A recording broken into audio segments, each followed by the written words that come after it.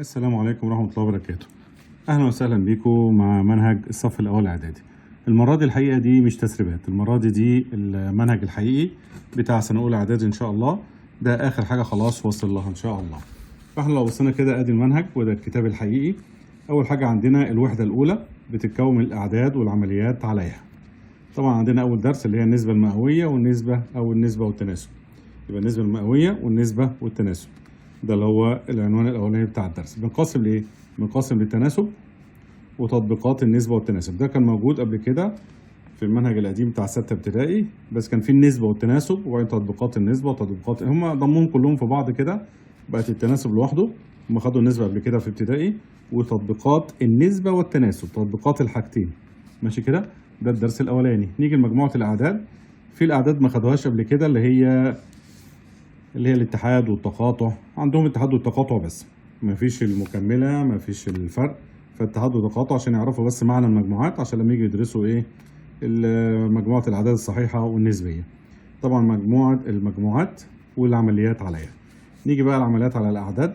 بتتكون من عمليات على الأعداد الصحيحة. ناخد الأعداد الصحيحة، جمع وطرح الأعداد الصحيحة، ضرب وقسمة الأعداد الصحيحة اللي هي هياخدوا الإشارات بقى والجمع والطرح وهكذا. وبعد كده نيجي العمليات على الأعداد النسبية، برضو جمع وطرح وشوية الحاجات ديت.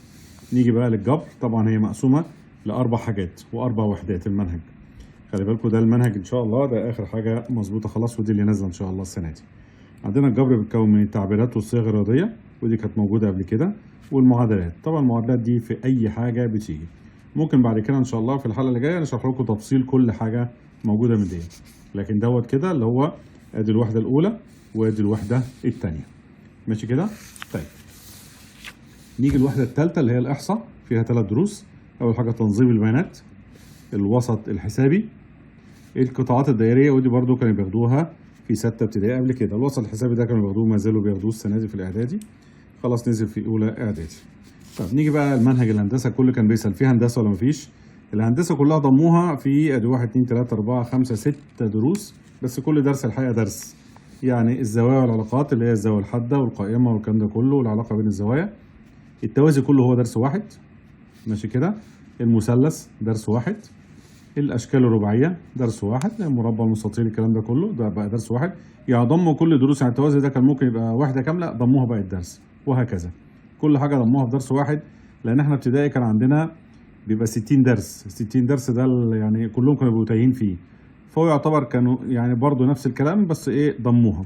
هو كان بيجي مثلا كلمه ان احنا عندنا ال 60 درس دول 4 5 دروس كانوا بيكونوا موجود درس واحد فعلا قبل كده، وهم فرقوا كل عنوان بدرس.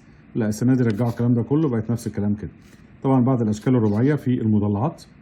ماشي كده؟ بعض المضلعات في الاحداثيات.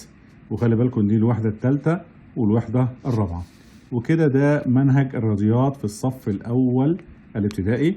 واي حد بقى عايز يبتدي يشتغل ان شاء الله يشتغل وهو مطمئن. وممكن ان شاء الله يبقى ننزل كده دروس درس في الفتره الجايه ان شاء الله. احنا عندنا طبعا لحد دلوقتي برضو الكتاب الالكتروني موجود على السايت بتاع الماهر، لو ممكن حد يشتغل فيها. هننزل برضو دروس حاجه كده الناس تبقى عارفاها ان شاء الله، وتبتدي تشتغل منها باذن الله تعالى. وان شاء الله نخلي بالنا بس الناس اللي ما اشتركتش في القناه تشترك، هيجي لها كل حاجه جديده ان شاء الله، بالذات المنهج الجديد دوت ان شاء الله. ونفعل الجرس عشان اي حاجه نعرفها بسهوله. والى اللقاء ان شاء الله في حلقه قادمه.